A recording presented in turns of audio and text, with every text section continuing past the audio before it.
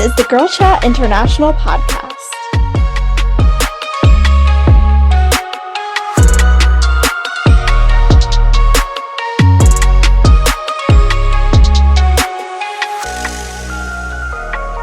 Welcome to the Girl Chat International podcast, where we talk about modern day topics and aim to cultivate a safe and empowered community across the globe. I'm one of your co-hosts, Aubrey, and this is my other co-host, Hersyn. Welcome back. Okay, so we're going to do some shout outs, and today we're going to shout out our home countries. Mine, the United States of America, and Hersyn's Malaysia. So shout out to USA and Malaysia. We'd love to have you here, and both of you are coming strong. Those are our biggest listeners, so we love you. Woohoo! All right, so now an empowering question. We'll do this at random here. What is the highlight of your life? Wow, that is really tough, and I can't just narrow it down to one thing. Yeah. So when I answer it, I'm going to say the highlights of my life are my animals, rescuing animals, my family, my friends, teaching my students and seeing them grow and become more confident as counselors. Being able to work on a college campus is a huge highlight. It keeps me motivated and energized. My faith is a highlight. So yeah, a lot of things are a highlight. I'm really grateful. What about you, Hersyn? Yeah, the highlight would be just getting a good job and, working as a microbiologist finally, and also, traveling to the countries that I want to travel to. Australia has been on my bucket list and I've ticked that off this year, so I'm really happy. The highlights of my life are also good friends like you and my other friends. You all keep me sane. Yeah. Wonderful.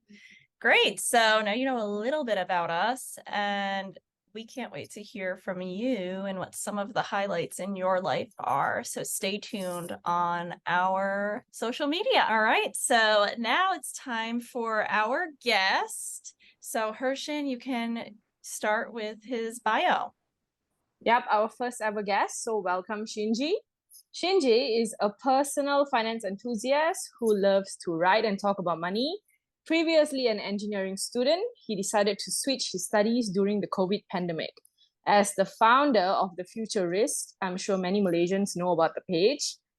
On Instagram, he hopes to share his knowledge with Malaysians on all things finance. He interviews industry experts, founders, and entrepreneurs to bring you the most updated matters on money. So Shinji, tell us about yourself and the Futurists. Yeah, so just a little bit about me. I am 26 this year. So relatively young, but not relatively young also. Aubrey, how old are you this year? You're a professor, so yeah, and I started professoring at 27. But what were you gonna say? You look at the younger side of 20s. So Hersyn as well, I suppose. So both of you look like you guys are at young 20s, right? Oh, thank you, Good. fine gentleman. Thank you. Just wanted to be safe on that part. Don't want to start off the wrong foot, Yeah. But anyway, yeah, I'm 26, and 2 years before the pandemic, before 2020, I had no knowledge in finance at all. I didn't know what unit trusts are, money market funds are, etc., etc. What is the US dollar? What is the Malaysian market? All that jargon, right? And I was studying in the US actually. Yeah, so you and me, Aubrey, we have something in common. Yeah, but I'm studying in the US in Minnesota up north, pretty cold. Wow, The winters there, yeah, the winters there can go to like negative 22, negative 23 degrees. Wow. So I studied there for about a year, and the pandemic came. It was pretty shambolic, right? It was pretty crazy, and everybody was going home. So I went home myself. I went back home to Malaysia. That was in August 2020, and the market started to go up, right? Like, you take a look at Bitcoin itself. That was where I precisely started my investing journey, because my friends were like, "Hey, take a look at Bitcoin.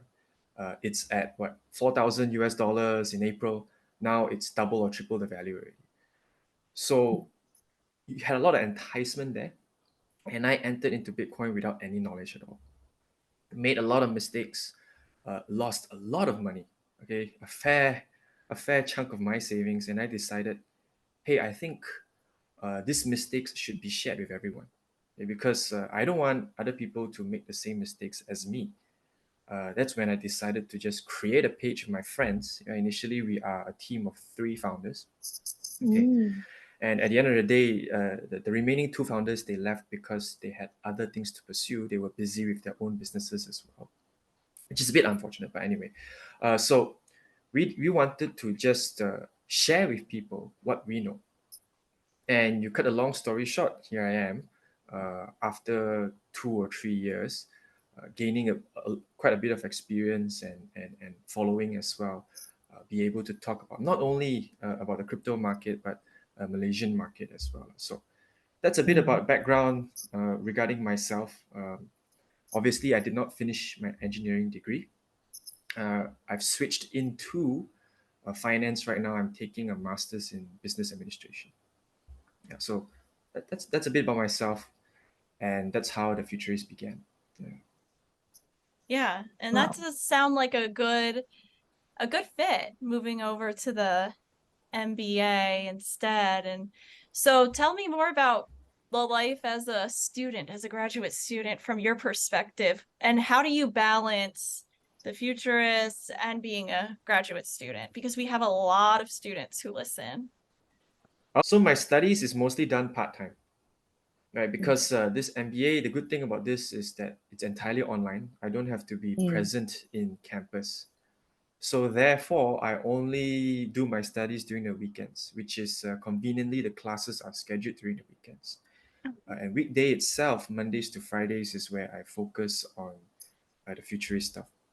And when it comes to assignments, I just make sure I allocate an hour or two each day, like 4 to 6 p.m., to see if I can catch up with any assignments from the university. It's a bit of time management, but I think with a bit of proper planning, everybody can manage it well. Yeah. Yeah, so it's all about the planning. Wonderful. We're really excited to have you and pick your brain a little bit on all things finance. So we're going to start with our first finance question. So globally, how do finances differ? For example, someone in the United States who is just starting to build their financial literacy versus someone in Malaysia. What have you noticed? And I love that you have lived in both countries, so you really can speak to it. So before I start to answer these questions, right, this is a very big disclaimer. I'm not a financial advisor. I don't have a financial planning license. What I do is just I interview a lot of financial experts and entrepreneurs. And so the thoughts that I'm going to share with you guys and your listeners today are passed down from those people, but by no means can they be considered as financial advice. Okay, so take it with a grain of salt, and bring your A game. If there's anything that you doubt, go ahead and challenge. I'm entirely open to suggestions and debates. Okay.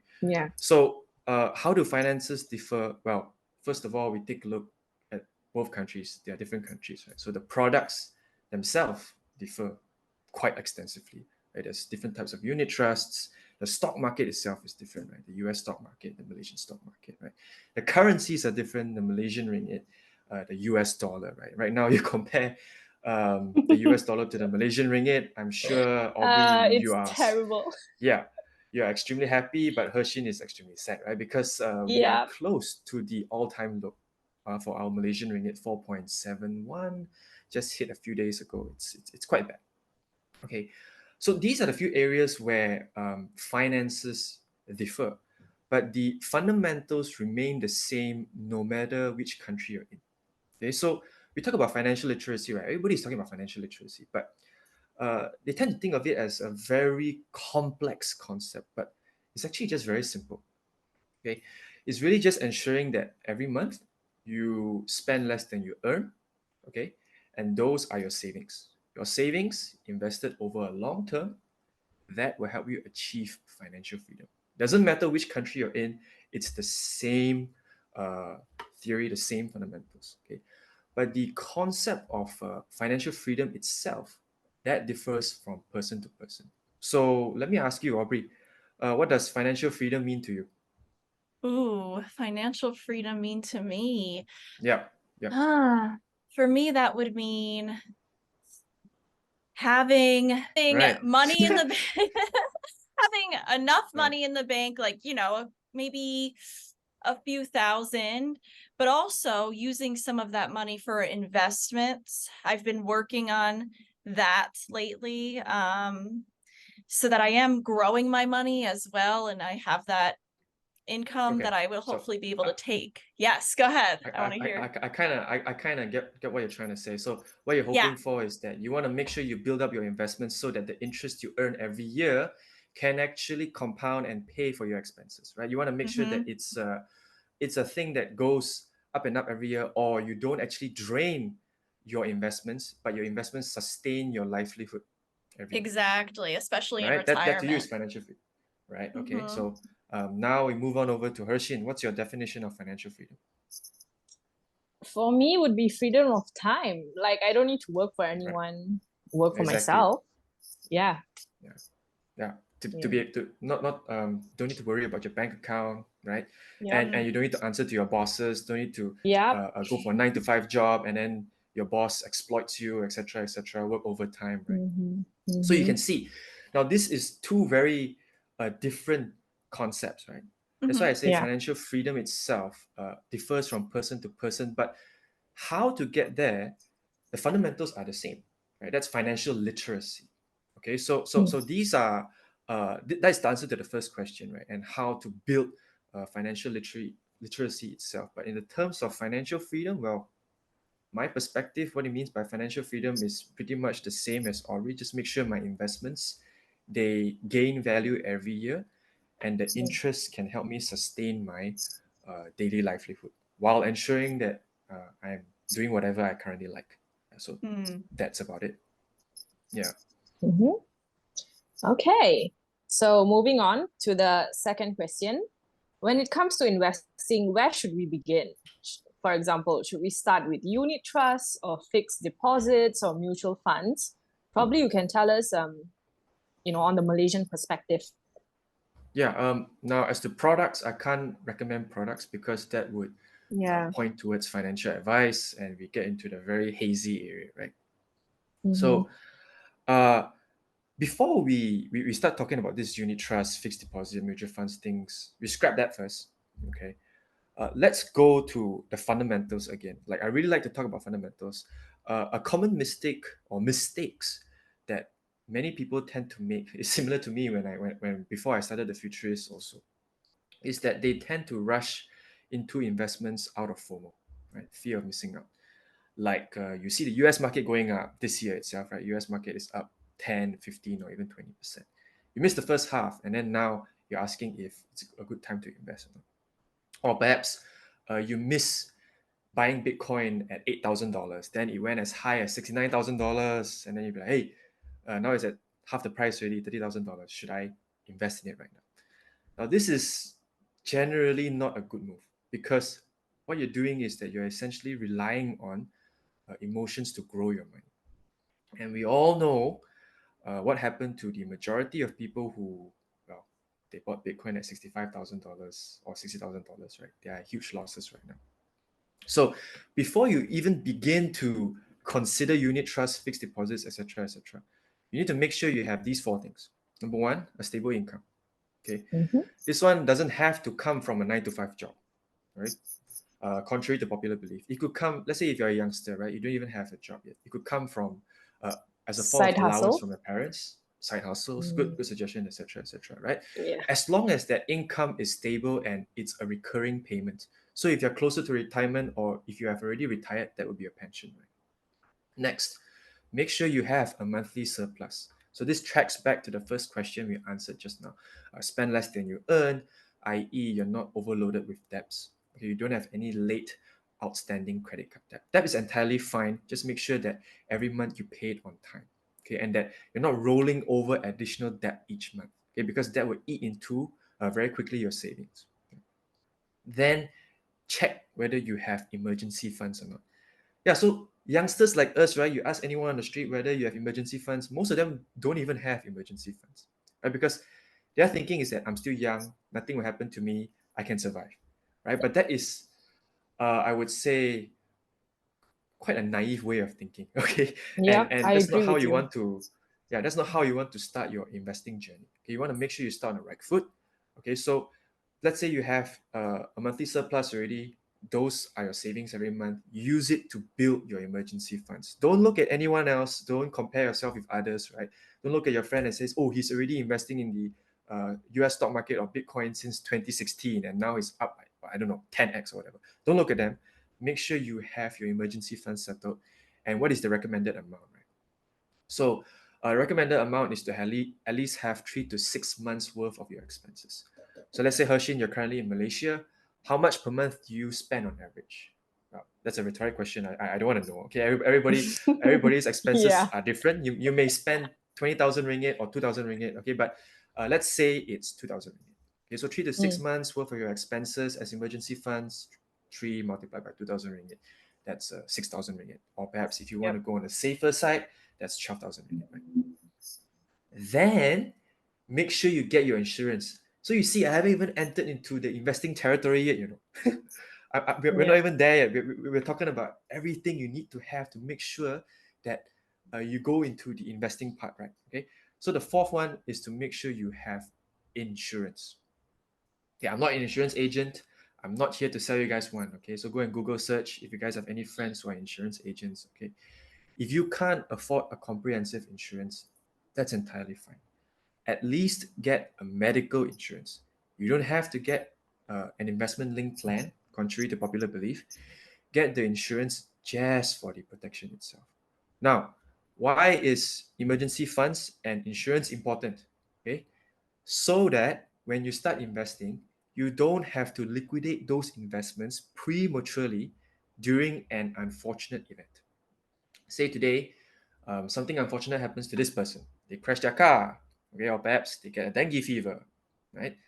And if you don't have that emergency funds or that pool of money where you can drain during an unfortunate events, you got to sell your Bitcoin, you got to sell your whatever investments you're in, right? And those may be at a loss right now because you invested them recently, right? And that is really the last thing you want to do.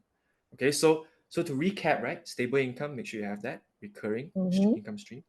Use that income, make sure you have a monthly surplus. Settle your emergency funds 3 to 6 months at least worth of your expenses.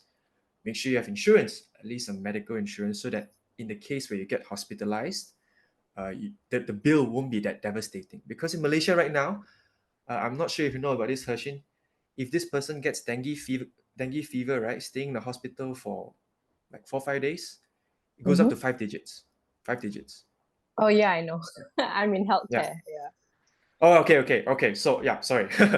Then you know more than me. I think you should tell the audience how much it really costs to go A to be lot. sent to a hospital. Yeah. All right. Okay. So I'm not lying, right? Yeah. So proof that I'm not lying, right? So then once you've settled this four already, you've got your insurance already. Then only you start talking about investing, right? Then only you can start to say, hey, now where do I look at? Okay. And for people like us, we are still relatively young. Right? Okay, just assuming that you guys are both at your early 20s. Okay, we put it that way, right? Okay. Um, Now, young people like us, what we have is time. Now, time itself is an asset, you know. Okay. Imagine if, okay, so give you a very quick example. You all know who Warren Buffett is, right? He's a billionaire. Right? If I give you the choice today to replace Warren Buffett, that means you are standing in Warren Buffett's shoes. Okay, that means you inherit all his wealth, everything. You're literally him. Would you be him right now, or would you rather be yourself? I'd rather be myself. Myself, Aubrey? yeah. Yeah. Right? Myself. That is because time is the asset, right? Time is the Yeah. Yeah. biggest asset, right? So you got to make sure that you utilize this asset well. And for youngsters, we have a lot of time, and Mm. therefore you can actually afford to explore higher risk options. Okay, so if you are 20 years old today and you are investing like a retiree, where retirees, they usually invest like very low risk funds, right, like fixed deposits. They want to make sure that they preserve their capital because, I don't have the time, I don't want to take so much risk, I'm probably going to kick the bucket in the next year or so. I want to make sure my money is still there, right? If you're investing like that, then you're missing out on a lot of potential gains because time is the asset itself. So you can actually afford to lose more because you have time itself. So then you can ask yourself, hey, now that I have this time, what risky options can I explore? Now, I'm not asking you guys to go all in into super risky investments, forex trading scams, or whatever. You got to do your own research, right? But make sure you balance your portfolio itself. And just now you were talking about unit trusts, fixed deposits, right? So back to the question, mutual funds, right? Mhm. Yeah. So each of this depends on what your own risk preference is. Okay, so goes without saying, lah. Okay, ask yourself this question: when you start investing, you have this portfolio. Let's say right now you have 5,000 ringgit you want to put in. How many percent of that 5,000 ringgit are you willing to lose unrealized? Okay, how red are you going to look at your portfolio? Then only you start to say, "Oh crap, I'm going to sell already. I cannot. I have to sell this." So some people, their answer is, I take a 10% loss, 500 bucks, I cannot. I need to sell.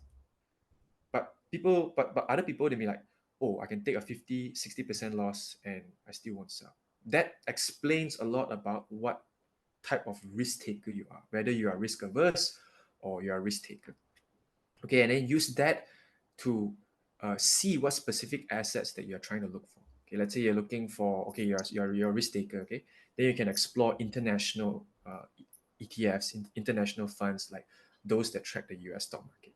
Right, there are many, so you can go do a Google search, and you have a lot of matches.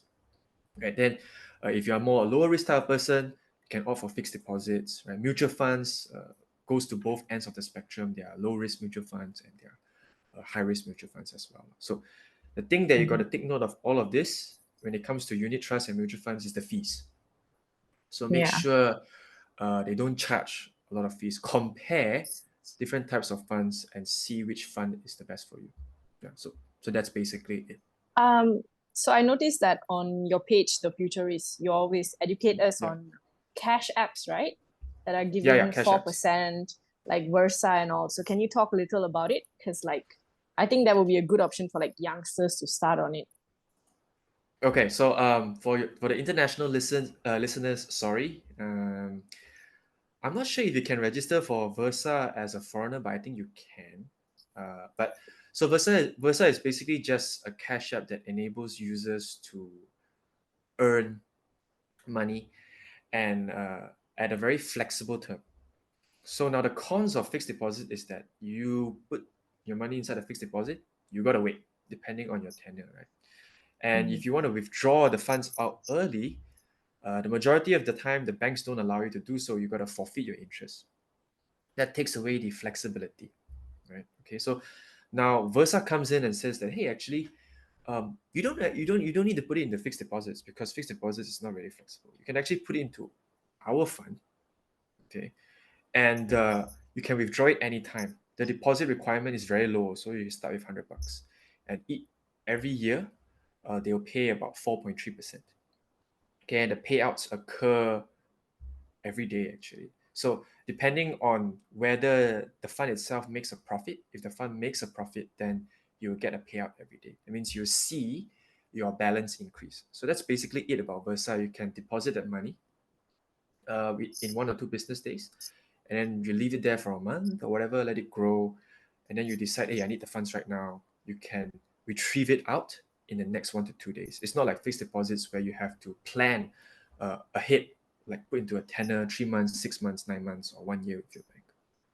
Okay. Yeah. And specifically Versa, they invest your money into money market funds. So money market funds is just basically government bonds, government debt. Okay, I don't want to go too much to the jargon, but it's generally considered low risk. So those are the few things that I think you guys should know. Okay, thank you. I'm wondering, so a majority of our listeners, they're in that 18 to 34 range. What about our listeners who are older than that? I mean, they can still start today, right? What are your thoughts on that? Oh yeah. It's called personal finance for a reason, right? Everybody's journey is personal. You can't Yeah. tell yourself that, hey, it's too late. I'm already 30, 40, 50 years old, and I didn't start investing compared to other people, right? It's better to start today than to never start at all. Right? It's just that Yes. whether you still have the time or not, like we discussed about just now, and considering that time, what your risk preference is. Right? And then once you have a risk preference, what type of assets you can explore. Right? Yeah. So Yeah, thank you Oh. so much. That because we are hoping people do hear this and realize they can start to, no matter where they are or who they are. Oh yes, yeah. Yeah, awesome. Thank you so much. So let's talk about credit cards. You know, there's a lot of myths out there. Some people say, yeah, credit cards are great for building credit and it's going to help me to eventually get to the financial freedom that I want. And then others say, never open a credit card a day in your life. So from the research you've been doing, tell us more about that. So credit cards, right? Yeah, there's a lot of controversy surrounding this topic, okay, because there is a one camp that says credit card is good, right? Build credit score. There's the other camp that says credit cards are bad because you can go into a debt spiral. For me, I label credit cards as a tool. Okay, so think of it as a knife, right? A knife is a tool. It's neither good nor bad. You can use the knife to cut fruit, right? Produce good quality chef meals or whatever, or you can use it to go and stab someone, right? So that tool itself is not inherently good or bad. It depends on the habits of the user. Okay, so if you're a frugal person and you're always looking for deals for any purchase, you want to make sure that you get the most bang for your buck, then I would recommend a credit card, because credit cards, they offer a lot of good cashbacks if you spend a set amount of money every month. Okay, so this one we don't need to go into the detail. You can Google search which credit cards work for you, whether you spend more on fuel, whether you spend more on shopping. Each of this has will cater towards your own needs if you're a frugal person. And also it's a win-win because it can help you build a good credit score early if you pay your debts on time. And at the end of the day, the bank say that, hey, oh, you've been paying your loans on time, so here's a reward. You have a better credit score, you'll be able to take better loans in the future. But this goes both ways, right? Credit cards can be bad for people who tend to overspend, right? It gives the illusion of affordability, right? Because now you're no longer paying upfront with cash. You don't feel the pain when you're buying something with cash already, right? Because you're paying it at the end of the month. And then you start getting into installments with everything. I buy a bottle of water, I pay it in installments. I buy a laptop, I pay in installments. I buy an iPhone, I don't pay with cash, I pay in installments. That is one of the easiest ways to actually start to get into a debt spiral, because you think you can afford everything, because the monthly repayments is very low, right? Because iPhone, oh, it's $5,000, right? It's a big sum of money upfront. But if we divide it across 2 or 3 years, oh, there's about 100, $200 every month. I can afford that, right? So at the end of the day, this credit card itself will really depend on the user. Right? If you're frugal, if you like good cashbacks, then go ahead. But if you know that you tend to overspend, right, you know that, like what we said just now, every month you have no balances left. That's a telltale sign that getting into a credit card is not really the good option. Okay, so go and think about it, guys. I think I also like to add based on your post also that I've read, that credit card also, they give you points. So if you're an avid traveler, the points can be used for your air miles, for hotels. So also, but you That's have to right. look into it, right? Yeah. Yeah, So, exactly. So, sorry to cut you there. The thing about no credit cards problem. is that when you start to people say that, okay, as long as you pay your balances on time, that's entirely fine. You won't incur any interest, right? You're not paying additional. So they say, I don't understand what you mean by the illusion of affordability. Like what I said, you don't pay upfront with cash, you don't feel the pain, and if you don't pay your debts on time, credit card interests can kill you literally, Yeah. right? Yeah. It's 18% per year. It's Per month. crazy. No, per Yeah. year, But 18% per year. It's not per month. oh, It's okay. per year. I It's per learned year. If something 18% per new. month, Now let's talk about busting the myth of owning a house versus renting. Because right now the rents are above the roof, and also it's yep. hard to own a home in this economy recession. And youths these days, they want to own a home without actually knowing the full picture about it. So can you tell us a little bit about it? And I can Based also on add here in the US, young people in their 20s and 30s, it's really hard to buy a house. I know so many people who just can't right now, but they're hopeful to, and they're watching the market and whatnot. So we would love to hear about this topic. Yeah. So now this one stems into a systemic issue. Okay, it doesn't lie within our generation itself. The people tend to blame it on the millennial generation or perhaps the younger generation these days, that probably we are lazy or whatsoever. But the structure of money itself has changed rapidly. You look at the home prices like a decade ago compared to now, right? It's crazy how much the prices have gone up. Okay, and that's obviously due to the amount of printing by the states. Okay, we're not going to go into that debate because every time the United States, the Federal Reserve, they print money, right? They essentially export inflation to the entire world. This is a very interesting topic, but leave out the details. Okay, wow. and yeah. So home prices, they are through the roof. Rent prices, they are also through the roof. Okay, except that now owning a home is much more difficult. Right? Owning a home definitely has its own benefits, right? But there's a lot of things to consider, right? Such as mortgage rates. Right? In the US right now, just a quick question for you, Aubrey. Do you know what is the current interest rate in the US? You know it off the top of your head or no? Yeah. I have to know this because this is related to finance, right? Yeah. Don't worry, I'll give you the answer. Okay, Thank it's you. 5.25 to 5.5%. That's the federal funds rate or the interest rate uh, set by the Federal Reserve, and that's the benchmark for mortgage rates right now. Okay, a year ago, right, the rates used to be 0.25%. So 0.25% from 0.25% all the way to 5.5%. How much are you paying every month in addition to your mortgages? It's crazy. It's a lot of money. I mean, in Malaysia itself, it's actually pretty crazy already. I just give you a quick calculation, okay? Because I've done it before the session. In Malaysia, rates have been raised from 1.75% last year to 3%. Okay, so 5 times each time they raise 0.25%. And there was a calculation done by one of our advisors, who is a certified financial planner.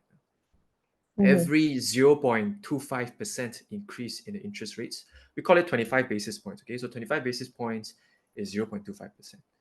Yeah. It will lead to 35 bucks a month increase in your floating loan principal of 250,000 ringgit. So this means if your house is worth 250,000 ringgit, every 0.25% increase in the interest rates, you will have to pay roughly 35 ringgit more every month. Okay, and rates Wow. were raised 5 times, 1.75% to 3%. So give you a quick example.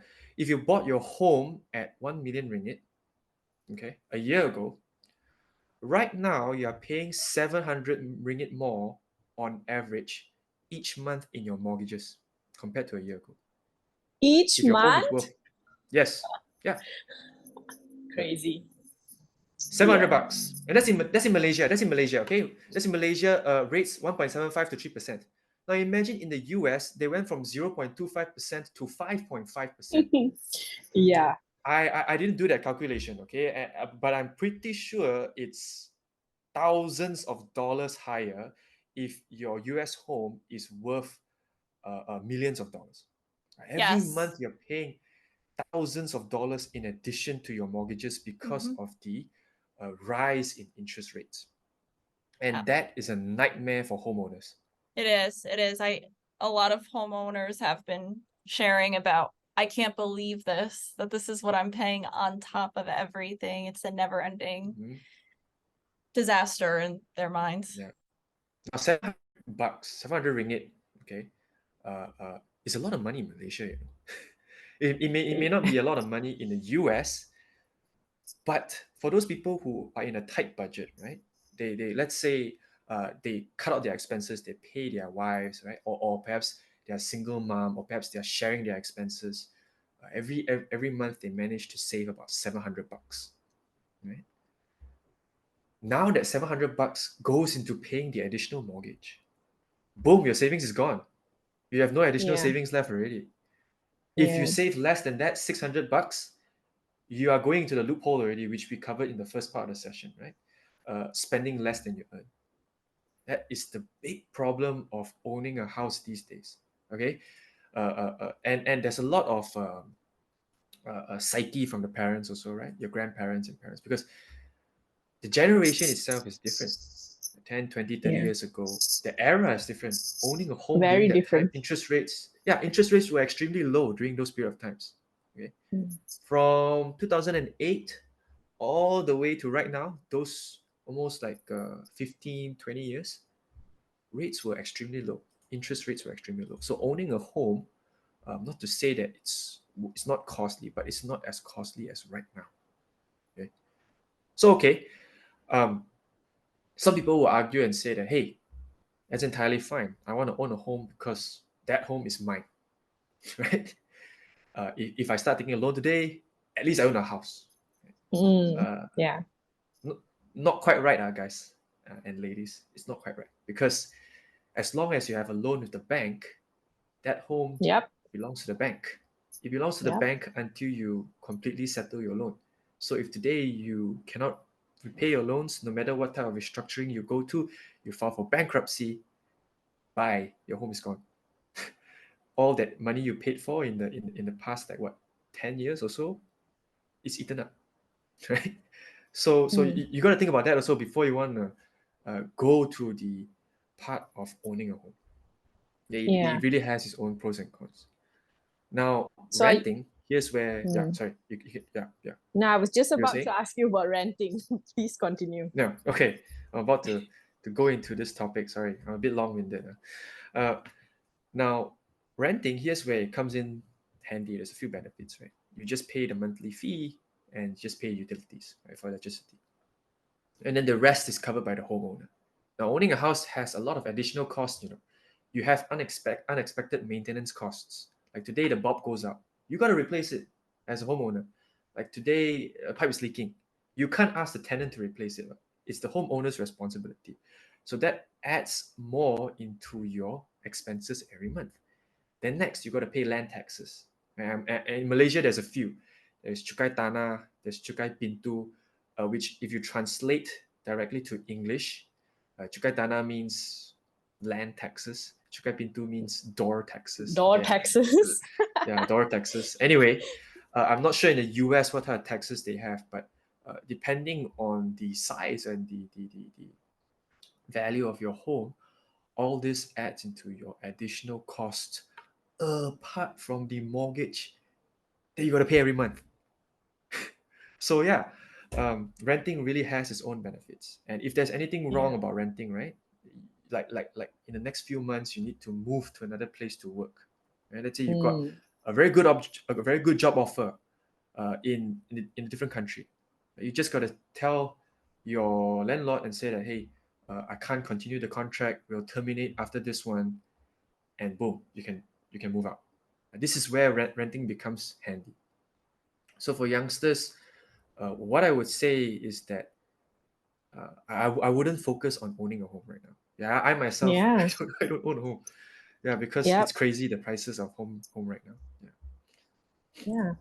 True. Yeah, and something to add for our USA listeners, the taxes for homeowners is called a property tax, and that can go anywhere from 0.2 to almost 2%, depending on where you live, and those change every year. Do those change or go up every year in Malaysia as well? Um, Not that I know of, no. But they depend. They vary significantly depending on the value of your house, the value of your home. So Yep. yeah. Mhm. Hmm. All right. So this has been really awesome. And to kind of summarize, what are some of the top 3 things listeners should remember when it comes to finance as they're walking away from this podcast or finishing up Yeah. listening? So okay, that the top three things that people should remember when it comes to finances, all the good stuff that we covered just now. Right? Okay. Make sure that you spend less than you earn. The concept towards financial literacy is very simple. You spend less than you earn every month. That is your savings. Savings invested over a long period of time, compound interest, yada yada yada. That will lead to your financial freedom. Okay, that one settled. And the next thing which I didn't cover on is to only compare with yourself, not others. Comparing is in human nature, that's entirely fine. But you compare only with yourself. Don't compare with your parents, don't compare with your brother, don't compare with your best friend or people on social media. Okay, this is very easy to say, but when you start seeing your friends getting married or being able to afford a fancy car, a fancy house, or perhaps you're looking at social media, you like this influencer, oh, they have such a perfect body, they're so rich, they have multiple Ferraris, right? Once you go into that area, it's an endless loop, right? Because you feel emptier, and then you feel that you're not making any progress. Okay? And then at the end of the day, you will give up on all your efforts entirely. So compare with yourself, look inwards, and think about how you were 1 year ago versus now. You're like, let's say you're starting your financial journey right now. Okay, and then tell yourself, hey, 1 year ago, or perhaps a day ago, I wasn't even aware of starting my financial journey. Right? So that's a huge leap already, That's a milestone already. And no journey is perfect. Hey, there's definitely going to be bumpy rides here and there. But that's personal finance, right? You celebrate the successes, you learn from the mistakes, and then you grow. Right? For me personally, um, just tell you guys a very big, well, it's not a secret anymore since I'm telling you to you guys right now. My crypto portfolio is still at a huge loss. It's still at a 30 to 40% loss because I refused to sell, right? When Bitcoin went to $69,000, I'm still hodling like crazy, like all those people online claims diamond hands, yada, yada, yada. But that's a good lesson, right?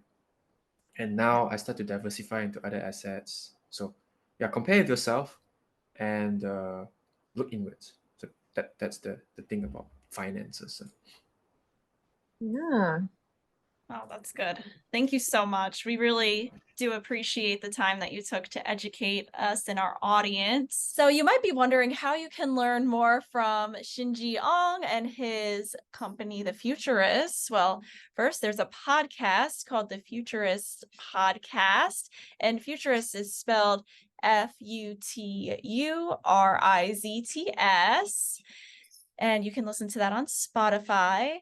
He's also on TikTok as The Futurists and Instagram as The Futurists in all lowercase, and Twitter as capital T, the capital F, Futurists. So follow Shinji Ong there and his company to learn more about finance. So now we are going to end our podcast with some affirmations. So I'll start, and I'm going to keep it pretty simple. And my affirmation for you is you are doing amazing. And it might not feel like that, but you're also your most harsh critic. So take a step back and really soak in the success that you've had up until this point And imagine that success is only going to multiply as you continue moving forward in your career, moving forward with your family, moving forward in all the areas of life that are of importance to you. So let's speak that over our lives. Success is coming. Success is in the present as well, and you've got this. All right. Well, thank you so much for listening to the Girl Chat International podcast. We'll see you next week. Have a wonderful rest of your day, night, whatever time it is for you. Bye. Bye. Thank you so much for listening to our podcast. Please make sure to follow us on Instagram at Girl Chat International. That's Girl Chat INTL on Instagram. If you want to follow some of Bertrand's content, follow Daisy Girls on a Roll, and follow Aubrey's content on truthfully.yours.blog. See you all soon on our next episode.